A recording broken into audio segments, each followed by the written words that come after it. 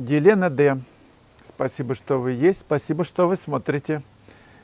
И что вы есть. Вы говорите о том, что я чувствую и о чем думаю. Прекрасный мир живописи. Всегда слушаю вас с удовольствием. Пока пишу только с натуры или фотографии. А вот фантазию проявить боюсь. В голове куча идей и мыслей. Но кажется, вдруг это будет выглядеть смешным или неинтересным. Ведь все прекрасное Господь уже создал. Интересно. И можно бесконечно рисовать природу, всегда разное небо. Для людей, которые в своей суете не замечают мимолетной красоты, вот такие у меня сомнения. Что вы думаете по этому поводу? А думаю я, Елена, вот что. То, что вы создаете, это не срисовывание того, что Господь создал, а это творение. Вы продолжаете дело Господа нашего. На холсте вы создаете абсолютно новую реальность. Это не слепок, не срисовывание того, что вы видите. Новую реальность. Она у каждого из 8 миллиардов особая, уникальная. Но не все 8 миллиардов умеют рисовать. Вот в чем дело.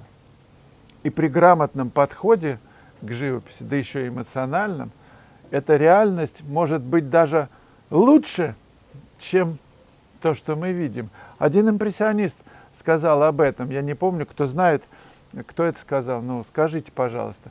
Он сказал так, что я не рисую то, что вижу. Я рисую мир таким, каким хочу его видеть. Просто закрыть глаза и представить, что мы гуляем каждый день вот в другом мире, вот в мире картины, которую вы создали. Вы представляете? Дерево будет по-другому выглядеть. Вы же его через ощущения свои пропустили, да? Это впечатление.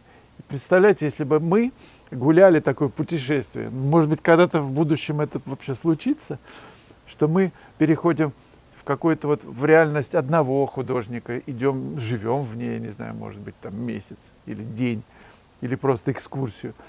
Потом через двери другие входим в зал другой реальности.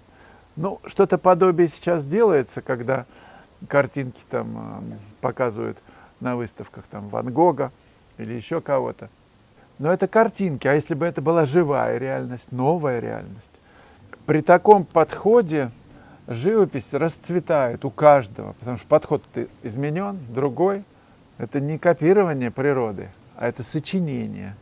Ну вот я говорил на эту тему, пример очень простой, в общем-то понятный. Вот тишина, там ветер, птички чирикают. Но откуда то, из этой тишины кто-то придумал дернуть по струне или по клавишам. И из ничего создается музыка, она тоже разная. Да? Из ничего же, из тишины, просто из-за того, что кто-то придумал сочинять звуки, компоновать их вместе. Ну так и живопись, это сочинение на тему тишины. Она из тишины происходит. Ну вот эта музыка живописи. Елена Сергеевна. Делая наброски людей, я не успеваю быстро передать фигуру, потому что они постоянно двигаются. Меняют позу каждую 1-2 секунды. Успеваю передать одну линию движения или одну голову и так далее. А как вы успеваете? Ну, нужен опыт, естественно, Елена. Есть даже такой вариант набросков, когда все собираются, и модель движется. Ну, обнаженная или неважно какая. То есть она все время плавно движется. И вы успеваете то, что успеваете. Эти наброски очень интересные, очень красивые, потому что вот эта линия, она настолько пластична. Одно движение линии, может быть, больше передает эмоций, содержание, красоты, чем там длительный рисунок, набросок. Совет такой, что выбирайте модели, которые все-таки хотя бы там, я не знаю, несколько секунд там, зависли в какой-то позе. Ну, пожилые люди, вот я с большим удовольствием каждый день там гуляю где-то или в кафе, я достаю свой скетчбук и начинаю рисовать. Это увлекательно, мне это очень нравится, такие персонажи получаются. Ну и потом есть такой закон, например, человек посмотрел, там вы словили, да, кусочек, и начинает, продолжает разговаривать. Да? Ловить он обязательно еще раз посмотрит, еще раз сделает это движение. Так что просто ловите эти вот несколько взглядов в одну и ту же сторону. Ну и вы так потихонечку успеваете. Очень хороший инструмент для этого, я уже говорил, на Валбересе перо, каллиграфическое, как-то там называется, ручка для каллиграфии. Вы можете ее заказать, и там чернила, картриджи, можно просто шприцом накачивать туда, в этот картридж. Я так делаю, причем они у меня разных цветов. Но это еще что? Я ходил на наброски балерин, так они вообще все время двигаются.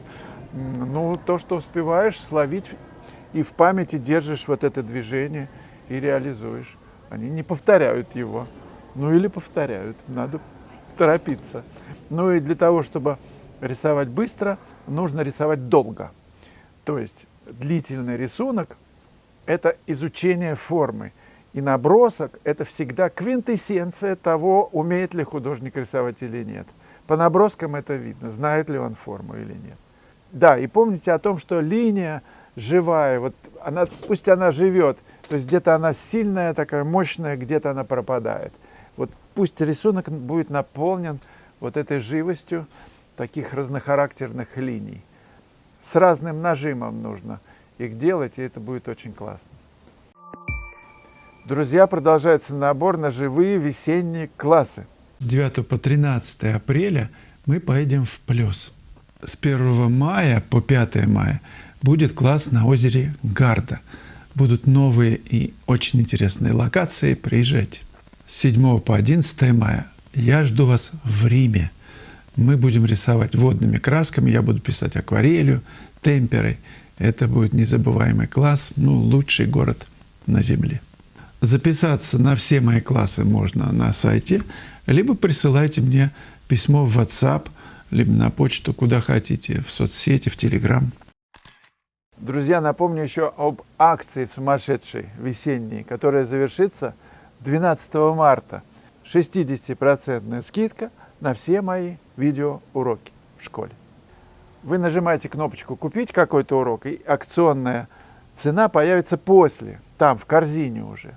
К каждому уроку есть видеоотзывы, просто отзывы письменные. Читайте, выбирайте, все в корзиночку, в копилочку. Будем заниматься по-серьезному. Ну сколько можно сидеть на диване?